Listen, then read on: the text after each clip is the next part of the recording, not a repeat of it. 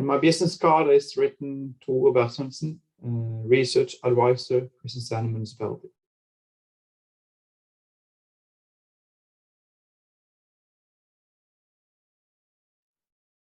First of all, my first advice to my 14-year-old self is that it will be okay. So always put in the effort you can on the things you can control and have fun. Second advice to myself, younger self, would be that you're all allowed to fail. You will also fail, and the other ones around you will fail. And sometimes that can actually affect you. And be aware of that and don't take that personal.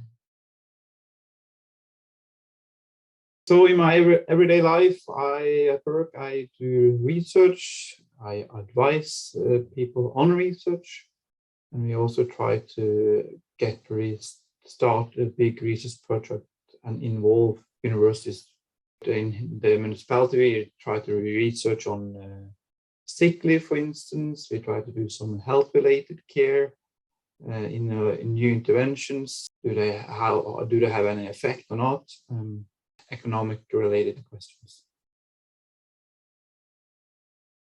I have a PhD in economics and a master's degree also in economics before that.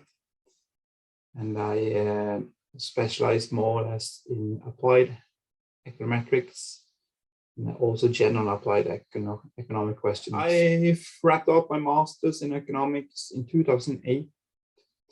And I remember my supervisor at that point in time asked me about the PhD, but I was not interested at all. I have been going to school all my life. So I took a year off and do a lot of skiing, did some other cool activities. And I got a job afterwards in something called Trainee South, a big trainee program down in the southern part of Norway. Here you can work 18 months in three kinds of different workplaces. And one of those workplaces were in Tanzania. I was super lucky to get there for 6 months. But I also worked in a municipality, and through that they wanted to hire me afterwards. So I got a full-time job here in 2011. And then I worked as an advisor here at the municipality for the health and social welfare director. And we got the opportunity in 2014 to actually apply for something called public PhD. It was not planned, but got an opportunity, so I took it.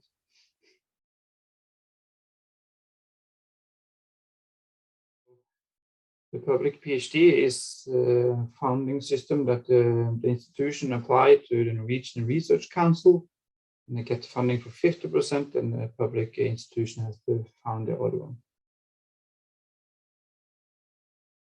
The biggest advantage, I would say, is that when I do research, or if I figure out something smart or I learn something new, I know that I have a really short way to the directors, so they actually can make use of that knowledge. So it can actually influence outside these walls, not in my office. My biggest challenge in the work is probably, since we are totally new, is that you can be a bit alone. So you have to be really independent.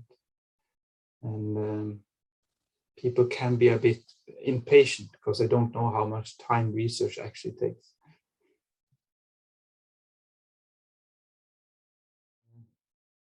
When I was a young boy and I wanted to be an auditor, I thought so because I was good with numbers. I never set a personal goal to get a PhD in economics, never.